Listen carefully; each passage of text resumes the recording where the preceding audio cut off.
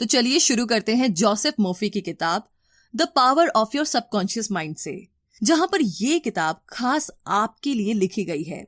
जी हाँ, और आपको ये जानकारी देने के लिए कि आपके सबकॉन्शियस दिमाग में इतनी ताकत है जितना आप सोच भी नहीं सकते, और इसकी जादुई ताकत यानी कि मैजिकल पावर से आपको वाकिफ करवाना, आपको बतलाना ही इस किताब का असली मकसद है, ताकि आप इसका भरपूर फायदा उठा सके।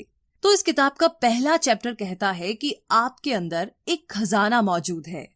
एक 75 साल की विधवा ने हमारे लेखक को खत लिखकर बताया कि वो दोबारा शादी करके घर बसाना चाहती है और खुश रहना चाहती है।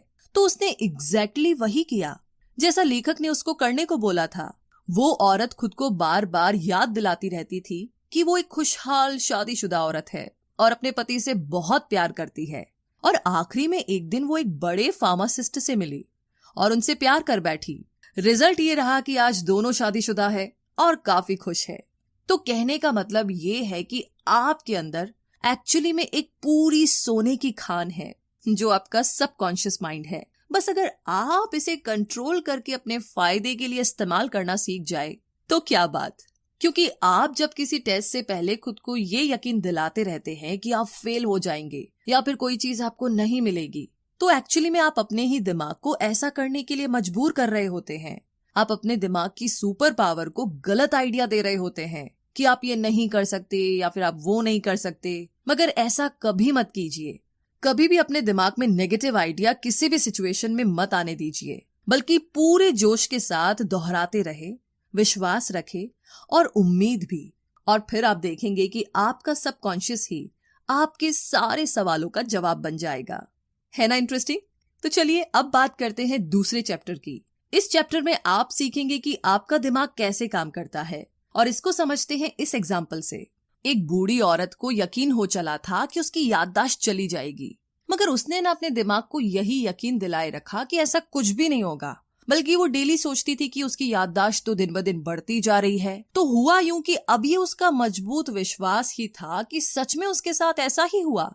हाँ, वैसे ये समझना जरूरी है कि सबकॉन्शियस और कॉन्शियस लेवल दोनों अलग अलग नहीं है, बल्कि एक ही दिमाग के दो अलग अलग लेवल है। कॉन्शियस माइंड वो है जो सोच विचार करता है, और सबकॉन्शियस माइंड आपकी हर सोच पर विश्वास करके उसे अपना लेता है। जो कुछ भी आप सोचते हैं और करते हैं उस पर सबकॉन्शियस माइंड पूरी तरीके से यकीन करता है। मतलब वो आपसे आर्ग्यूमेंट नहीं करेगा, वो बस एक्सेप्ट कर लेगा।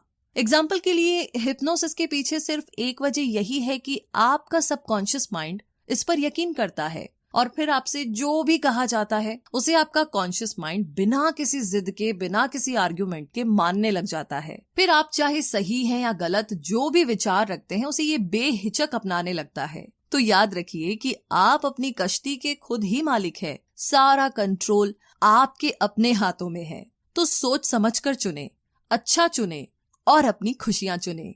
इसी के साथ आगे थर्ड चैप्टर में आप जानेंगे आपके सबकॉन्शियस दिमाग के काम करने की जादुई ताकत के बारे में, और इसके लिए ये रियल स्टोरी आपकी काफी मदद करेगी। एक स्कॉच सर्जन डॉक्टर जेम्स एसदिले ने कुछ 400 ऑपरेशन किए। तब तक ना एनेस्थीसिया की खोज नहीं हुई थी जिससे वो अपने पेशेंट्स को बेहोश कर सके। तो सवाल ये है कि आखिर उन्होंने ये कैसे किया? तो इसका जवाब ये है कि अपने मरीजों को मेंटल एनेस्थीसिया देकर। अब ये क्या होता है? ये बड़ी ही इंटरेस्टिंग चीज है। वो उन्हें पूरी तरीके से यकीन दिला देते थे कि ऑपरेशन में ना उन्हें किसी भी तरह का दर्द नहीं होगा और ना ही कोई इन्फेक्शन होगा। उनके ऑपरेशन सफल हुआ करते थे और उनका मोर्टेलिटी रेट यानी कि पेशेंट्स के मरने का रेट भी बहुत ही कम था, सिर्फ 2 या 3% ही। तो अपने मरीजों का ऑपरेशन करने से पहले वो उनके सबकॉन्शियस माइंड को हिप्नोटिक करके उनके कानों में बोलते थे, तुम्हें कुछ नहीं होगा, तुम ठीक हो जाओगे, तुम हेल्दी हो। तो आपका सबकॉन्शियस दिमाग आपका सब कुछ कंट्रोल करता है, आपके खून का बहाव, आपका डाइजेशन और आपके थॉट्स। एक बार अगर आप इसकी ताकत को समझ ले तो इसे अपने फायदे के लिए आप इस्तेमाल कर सकते हैं। जब आप नेगेटिव सोचते हैं तो आपकी डिस्ट्रक्टिव इमोशन होती है जिसे अपने दिमाग से निकालना बहुत जरूरी होता है, वरना आपकी बॉडी में अल्सर, हार्ट प्रॉब्लम, एंजाइटी या मेंटल इलनेस जैसी प्रॉब्लम्स होना शुरू हो जाएगी। अपने दिमाग में उठने वाले हर ख्याल पर गौर करें, क्योंकि वही फिर आपकी एक्शन बनने लगते हैं। क्योंकि जब भी आप सोचते हैं और जो कुछ भी सोचते हैं आपका सबकॉन्शियस माइंड उस पर रिएक्ट करता है। तो जब भी आप सोए उससे पहले मन में एक इरादा करें, एक टारगेट चुने और खुद से ही कहे कि आप उसे पूरा करना चाहते हैं। आप कुछ भी सोच सकते हैं, अपनी अच्छी सेहत, पैसा या फिर लोगों के साथ अपने रिश्ते के बारे में भी। पॉजिटिव विचारों को आने दीजिए और अपने दिमाग को प्रोग्राम करते रहिए, और फिर इसके मिरेकल्स क्या होंगे, क्या चमत्कार होंगे, ये आप सोच भी नहीं सकते। तो चलिए इसी के साथ आगे चौथे और पांचवें चैप्टर की बात करते हैं, जहां पर आप मेंटल हीलिंग के पुराने और नए तरीके के बारे में जानेंगे। तो बात ऐसी है कि 1910 का एक मशहूर किस्सा है। एक आदमी को टंग पैरालिसिस हुआ, यानी कि उसकी जीभ को लकवा मार गया। तो उन दिनों ना इसका कोई भी इलाज नहीं था। वो डॉक्टर के पास गया तो उसने उसकी जबान में एक थर्मामीटर रखकर कहा कि ये बिल्कुल नया इंस्ट्रूमेंट है, एकदम खतरनाक मशीन है, मतलब जिससे ना उसकी जीभ ठीक हो जाएगी। और सच में कुछ ही मिनटों के बाद उसकी जीभ ठीक हो गई थी और वो उसे हिला डुला पा रहा था। तो बहुत से एक्सपेरिमेंट में हिप्नोसिस किए गए लोगों को आसानी से ये यकीन करा दिया जाता है कि उन्हें कोई खास बीमारी है, और फिर वे लोग सच में उसी बीमारी के सिम्टम्स दिखाने लगते हैं, क्योंकि उनका सबकॉन्शियस दिमाग कही हुई बातों पर यकीन कर लेता है।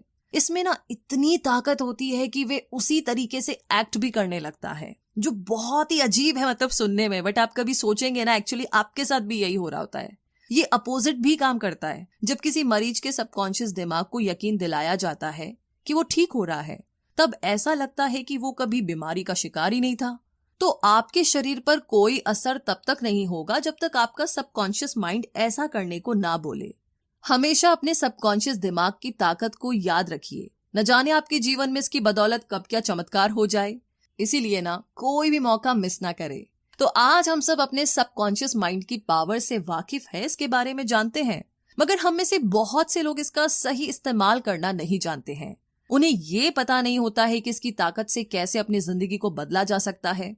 वैसे ऐसा करने के लिए ना सबसे पहले तो ये जानिए कि आपको क्या चीज हील कर सकती है, ठीक कर सकती है, और फिर उसे अपने सबकॉन्शियस माइंड को गाइड करने में इस्तेमाल करें। दिमाग में कोई एक प्लान बनाइए, उसे काम करता हुआ आप देखिए, फिर बुरे या नेगेटिव ख्याल ना आने दे, क्योंकि ऐसा करना बेवकूफी होगी। और आखिरी बात ये कि प्रेयर करें और अपनी दुआओं पर यकीन रखें। इसी के साथ आगे चैप्टर नंबर 6, जहां पर आप जानेंगे मेंटल हीलिंग की प्रैक्टिकल टेक्निक के बारे में। कहने का मतलब ये कि जब गोल्डन गेट ब्रिज बना तो इंजीनियरिंग कंपनी के पास एक प्लान था। इस प्लान में पहली बार स्ट्रेस और स्ट्रेंथ की बात कही गई थी, जो ब्रिज पर पड़ सकता था। तब उन्होंने एक मजबूत और पूरी तरह से आइडियल ब्रिज के बारे में सोचा और उसे प्रैक्टिकली टेस्ट भी किया गया। ये सारे स्टेप्स ऑर्डर में किए गए और कोई भी स्टेप पहले या बाद में नहीं अपनाया गया, वरना ब्रिज पूरी तरह से नाकामयाब रहता। तो जिस तरह हमारी दुआएं सुनी जाती है, वे भी कुछ इसी तरह होती है, जैसे कि जो भी हमें मिलता है ना पहले ना बाद में, बिल्कुल सही वक्त पर मिलता है। तो इनमें से ना जो सबसे पहली टेक्निक है वो है पास ओवर टेक्निक, यानी कि सिंपल तरीके से अपने थॉट्स और इच्छाओं को अपने सबकॉन्शियस माइंड में रखते जाइए, ताकि आप किसी भी तरह की सिकनेस दूर कर पाए। जैसे कि कोई छोटी सी लड़की जिसका गला खराब है और बुरी तरह खांस रही है, वो अगर खुद से मजबूत इरादे से ये कहे कि मेरी बीमारी जा रही है, ये दूर हो रही है, तो घंटे भर के बाद में ही सच में वो ठीक महसूस करने लगेगी, बिना किसी मेडिसिन के। और दूसरी सिंपल टेक्निक है विजुअलाइजेशन टेक्निक। आप विजुअलाइज करके अपने दिमाग में इमेज बना करके, इमेज क्रिएट करके ऐसा कर सकते हैं। जो आप चाहते हैं उसे हरदम ख्यालों में रखिए। आप अपने फोन या लैपटॉप पर उसका वॉलपेपर लगा करके भी ऐसा कर सकते हैं, या फिर एक ड्रीम बोर्ड भी आप बना सकते हैं, या अपने सपने की फोटो कार्डबोर्ड में लगा कर रखें और रोज उसे देखें। और अब आखिर में आती है स्लीपिंग टेक्निक, जिसमें जब आप सो रहे होते हैं तो आपकी बॉडी का एफर्ट और स्ट्रेस कम होता है। उस वक्त आपका सबकॉन्शियस एक्टिव हो जाता है और आपके विचार और भी बेहतर ढंग से अब्सॉर्ब कर लेता है, जिससे आपके दिमाग और शरीर को अपनी चाही गई चीज हासिल करने में मदद मिलती है। इसीलिए ऑटो सजेशन और विजुअलाइज के लिए सोने से बिल्कुल पहले का टाइम सबसे बढ़िया रहता है। तो अब आगे बात करते हैं 7वें चैप्टर की, जो कहता है कि सबकॉन्शियस दिमाग की आदत लाइफ वर्ड है। कहने का मतलब ये है कि लेखक रॉबर्ट लुइस स्टीवनसन हर रात सोने से पहले कुछ करते थे। वो सोने से पहले अपने सबकॉन्शियस माइंड को उन सारी कहानियों से भर देते थे जो कि उन्हें लिखनी होती थी, और इस तरीके से वो कहते हैं कि उनके सबकॉन्शियस माइंड की डीप पावर उन्हें एक बढ़िया कहानी पूरी तरीके से तैयार करके देती है, जिसे बाद में वो लिख लेते थे। तो उनकी इस बात से पता चलता है कि हमारी सबकॉन्शियस ताकत कितनी ज्यादा जबरदस्त होती है। ज्यादातर बच्चे हेल्दी और स्ट्रांग पैदा होते हैं, ये बहुत ही कॉमन सी बात है। मगर बीमार पड़ना और कमजोर होना नॉर्मल नहीं है, क्योंकि ये लाइफ स्ट्रीम के खिलाफ है। सेल्फ प्रिजर्वेशन हम इंसानों की सबसे स्ट्रांग इंस्टिक्ट होती है। मतलब ये कि फ्रेडरिक एलियंस एंड्रयूज एक ऐसा लड़का था जिसे पोटस की बीमारी थी, जिसे स्पाइन का ट्यूबरक्यूलोसिस भी कहा जाता है। तो अपनी बीमारी के दौरान वो प्रार्थना किया करता था कि वो ठीक हो जाएगा, और उसकी प्रेयर्स काम आई और वो सच में ठीक होकर के एक तंदुरुस्त इंसान बन गया। तो सोने से पहले वो उसी स्लीपिंग टेक्निक मेथड का इस्तेमाल किया करता था जिसके बारे में आपको पहले बताया गया था, और ये तरीका काम आया। हर 11 महीने में आपका शरीर खुद को रिन्यू करता है। तो अपने नेगेटिव विचारों को पॉजिटिव में चेंज कीजिए, क्योंकि यही स्ट्रीम ऑफ लाइफ है कि हम हेल्दी रहे, स्ट्रांग बने और बिना किसी नेगेटिविटी, डर, एंजाइटी और जलन की भावना से दूर रहे, क्योंकि ये आपको बहुत सी बीमारियों का शिकार बनाती है। तो इन सब से बचने के लिए हमेशा पॉजिटिव सोचें। और आगे 8वां चैप्टर आपकी पूरी मदद करेगा कि जो भी रिजल्ट आप पाना चाहते हैं उन्हें कैसे पाया जाए। तो इसे हम इस कहानी से समझते हैं। एक बार एक मकान मालिक था जो बात पर लड़ रहा था, क्योंकि वो एक बॉयलर को ठीक करने के $200 मांग रहा था। मकान मालिक ने कहा कि ये तो बहुत ज्यादा रकम है। इस पर रिपेयरमैन ने जवाब दिया कि वो मिसिंग पीस के तो सिर्फ $5 ही मांग रहा है, बाकी के $195 यानी कि $195 तो वो अपनी इस काम की नॉलेज होने की फीस ले रहा है। ठीक इसी तरीके से आपका सबकॉन्शियस माइंड भी बहुत होशियार है, जिसके पास आपके शरीर, मन और आत्मा की हर टाइप की तकलीफ और दुख दर्द को दूर करने के बहुत सारे तरीके हैं। हमारे फेल होने का एक जरूरी रीजन ये होता है कि हमारे अंदर मोटिवेशन और कॉन्फिडेंस की कमी होती है। क्योंकि जब लोग ध्यान लगा करके कोई प्रार्थना कर रहे होते हैं तो कई बार उन्हें उस पर इतना गहरा यकीन नहीं होता जितना कि होना चाहिए। उनके मन में नेगेटिव विचार चलते रहते हैं और यही वजह है कि उन्हें अपनी प्रार्थना का जवाब नहीं मिलता। इसीलिए अपने कॉन्शियस और सबकॉन्शियस के बीच में कॉन्फ्लिक्ट को दूर करने के लिए सोने से पहले स्लीपिंग टेक्निक का इस्तेमाल करें और अपने सपनों को पूरा होता देखें बार बार। और अब आगे बात करते हैं चैप्टर नंबर 9 और 10 की, जहां पर आप जानेंगे कि अपने सबकॉन्शियस की पावर को पैसे और अपने अमीर होने के लिए कैसे इस्तेमाल करें। तो यहाँ पर लेखक का एक दोस्त सालाना $75,000 कमाता है, यानी लगभग 55 लाख रुपए। तो वो एक बार दुनिया घूमने के लिए 9 महीने की लंबी छुट्टी लेकर एक क्रूज पर गया। उसने खूब पैसे उड़ाए, मजे किए, और जब वो वापस काम पर लौटा तो उसने कुछ महसूस किया कि उसके कई साथी जो कि उससे बिजनेस के बारे में ज्यादा जानते थे और इवन बेहतर काम कर सकते थे, लेकिन वो सारे उससे छोटी पोजीशन में ही रह गए थे, और इतना ही नहीं, कम सैलरी भी लेते थे। अब ऐसा क्यों था? क्योंकि उन सबको ना तो अपने सबकॉन्शियस की पावर के बारे में कोई नॉलेज थी और ना ही कोई इंटरेस्ट, और इसीलिए उनके कोई बड़े सपने भी नहीं थे। तो ऐसे लोग एक तरह से क्रिएटिविटी से भी कोसों दूर रहते हैं। सच तो ये है कि कोई भी रातों रात अमीर नहीं बनता, सिर्फ सोचने भर से। इसके लिए आपको सबकॉन्शियस माइंड में कुछ नए आइडियाज सोचने होंगे, इसे मोटिवेट करना पड़ेगा, तभी तो ये आपको अमीर बनने में आपकी मदद कर पाएगा। इसे हमेशा मोटिवेशन देते रहिए कि आप अमीर हैं, आप प्रॉफिट कमा रहे हैं, और आपका सबकॉन्शियस जो नए थॉट्स आपको देगा उन पर काम करना शुरू कर दीजिए। जो भी आप कहे उस पर पूरी तरीके से यकीन कीजिए, क्योंकि आपका सबकॉन्शियस तभी उन आइडियाज को एक्सेप्ट करेगा जब आप अपने कॉन्शियस माइंड में भी उन्हें एक्सेप्ट करेंगे। अगर आपको ज्यादा पैसा कमाने की चाहत नहीं है तो फेल होने की राह में यही पहला कदम होगा। सबसे पहले तो ये विचार दिलो दिमाग से निकाल दीजिए कि पैसा सब बुराइयों की जड़ है, क्योंकि जब आप इसे बुराई मानकर नफरत ही करेंगे तो भला इसे कैसे अपनी तरफ अट्रैक्ट कर सकते हैं। पैसे से नफरत करेंगे तो आपके हाथ में कुछ नहीं लगने वाला। इसके बदले पैसे को अपना सबसे बड़ा दोस्त समझकर इसे प्यार करें, अपने अमीर होने पर यकीन रखें। जो लोग पैसे की बुराई करते हैं अक्सर वही किसी न किसी फाइनेंशियल परेशानी से गुजर रहे होते हैं। जो ऐसा सोचता है कि उसके दोस्त जब उससे ज्यादा कमाते हैं और आगे निकल चुके होते हैं तो ऐसे लोग जल भुन करके खाक हो जाते हैं। उनका दिमाग ना नेगेटिव विचारों से भर जाता है। जिस चीज के लिए वो प्रे कर रहे होते हैं अब उसी को कोस रहे होते हैं। तो पैसे की ताकत बड़ी है, मगर इसे भगवान ना बनाए।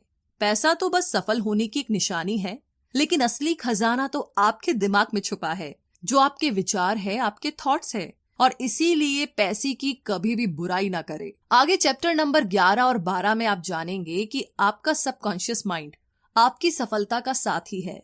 और अब जानिए कि साइंटिस्ट किस तरीके से इसका इस्तेमाल करते हैं। तो सफल होने के लिए 3 खास स्टेप्स है। पहला स्टेप, अपने पसंद की चीजें कीजिए जिनसे आपको खुशी मिलती है। अगर आपको पता नहीं है वो क्या है तो उसे जानने के लिए पूरे दिल से प्रार्थना कीजिए। दूसरा स्टेप, किसी एक खास चीज में महारत हासिल करें। जो आपको पसंद हो उसके बारे में ज्यादा से ज्यादा जानकारी रखें। जैसे कि मान लीजिए आपको डेंटिस्ट का काम पसंद है तो इसकी किसी खास ब्रांच में स्पेशलिस्ट बन जाइए, जैसे कि एंडोडोंटिक्स या फिर ओरल सर्जरी या किसी और चीज में। तीसरा स्टेप है कि जो भी आपको पसंद हो वो सिर्फ आप तक ना सीमित रहे। सिर्फ आप ही नहीं बल्कि बाकी लोगों के लिए भी ये काम आए। अपनी पसंद से दूसरों का भी भला करे तो बेहतर होगा। इन सब स्टेप्स को अपनाते समय अपने सबकॉन्शियस की पावर को कभी ना भूले। बहुत से साइंटिस्ट इस बात को जानते और मानते थे। एडिसन, मार्कोनी, आइंस्टाइन और भी बहुत सारे साइंटिस्ट अपने सबकॉन्शियस की आवाज को सुनते थे और इसका उन्हें बहुत फायदा भी हुआ। बहुत ही कामयाब इलेक्ट्रिकल साइंटिस्ट टेस्ला को जब भी कोई आइडिया आता था तो वो अपने ख्यालों में ही उसका इन्वेंशन कर लेते थे और वो जानते थे कि अपने सबकॉन्शियस का इस्तेमाल करके वो जो भी चाहे वो बना सकते हैं। उनका दिमाग उस पॉइंट पर पहुंच चुका था कि किसी भी डिजाइन के इन्वेंशन होने से पहले ही उनके दिमाग को उस डिजाइन का डिफेक्ट भी नजर आ जाता था। इसीलिए इन्वेंट करने से पहले ही वो डिजाइन इस तरीके से बनाते थे कि उसमें कोई डिफेक्ट ही ना रहे, जिससे उनका पैसा और वक्त बर्बाद होने से बच जाता था। और अब आगे बात करते हैं चैप्टर नंबर 13वें, 14वें और 15वें के बारे में, जहां पर आप जानेंगे आपके सबकॉन्शियस और नींद, मैरिटल प्रॉब्लम्स और खुशियों के बारे में। मतलब ये कि एक ऐसी टेक्निक है जिसे मैं पर्सनली तब फॉलो करती हूँ जब अगले दिन मुझे कोई काम होता है और मुझे ना मन में डर रहता है कि मैं टाइम पर उठ नहीं पाऊंगी। तो मैं दिमाग में सोचती रहती हूँ और खुद को यकीन दिलाती हूँ मैं सुबह टाइम पर उठ जाऊंगी और वो जो काम है उसे पूरा भी कर लूंगी और सब कुछ एकदम ठीक ठाक हो जाएगा। तो इस तरीके से मैं सोचती रहती हूँ जब तक मेरे सबकॉन्शियस माइंड में ये बात पूरी तरह से बैठ नहीं जाती। और फिर दूसरे दिन मैं एकदम टाइम पर उठ जाती हूँ, बल्कि मैं कहूंगी कि मैं 10 या 15 मिनट पहले ही उठ जाती हूँ। और ये टेक्निक ना आज तक फेल नहीं हुई है, एक बार भी नहीं। ये बहुत ही सिंपल टेक्निक है। और पता है कमाल की बात क्या है, इसके लिए ना आपको अलार्म क्लॉक भी नहीं चाहिए। हालांकि मैं फिर भी अलार्म सेट करके रखती हूँ सेफ इन साइड, लेकिन मेरा सबकॉन्शियस माइंड मुझे इस बात में कभी भी धोखा नहीं देता। हमेशा अलार्म बजने से पहले उठ जाती हूँ, जिससे पता चलता है कि सबकॉन्शियस माइंड में कितनी ज्यादा पावर है। गाइडेंस का मतलब हमेशा किसी चीज से या पैसे की मदद से नहीं होता। आप जागे हुए हो तभी आपको गाइडेंस मिल सकती है। कई बार आपके सपने भी आपको गाइडेंस देते हैं। अपने सबकॉन्शियस की पावर को कभी भी अनदेखा ना करें। इससे ना सिर्फ आपकी हेल्थ पर बुरा असर पड़ सकता है बल्कि आपकी शादीशुदा जिंदगी पर भी। किसी के साथ जिंदगी भर का सफर निभाने के लिए आपका रिश्ता स्पिरिचुअल होना भी जरूरी है। जब आप किसी से प्यार किए बगैर सिर्फ पैसा, पोजीशन या फिर अपने ईगो के लिए शादी करते हैं तो ऐसा रिश्ता ना कभी भी सच्चा नहीं होता। ऐसे रिश्ते लंबे टाइम तक नहीं टिक पाते, क्योंकि शादी का बंधन किसी भी चीज से ज्यादा स्पिरिचुअल होना चाहिए, जहां दोनों पार्टनर के दिल एक साथ धड़कते हो, जहां वो एक होकर जिंदगी के सफर में कदम रख सके। वैसे आजकल लोगों का मानना है कि शादी हर प्रॉब्लम का जवाब है, लेकिन एक्चुअली में ऐसा नहीं है। किसी को अपनाने से पहले आपको इसके लिए पूरी तरह तैयार होना पड़ेगा। अगर आप ही खुश नहीं हैं तो अपने पार्टनर को आप कैसे खुश रख पाएंगे? अपने पार्टनर से ये उम्मीद मत कीजिए कि वो आपको हर खुशी देगा। खुद को खुश रखना आपकी अपनी जिम्मेदारी है, ना कि किसी और की।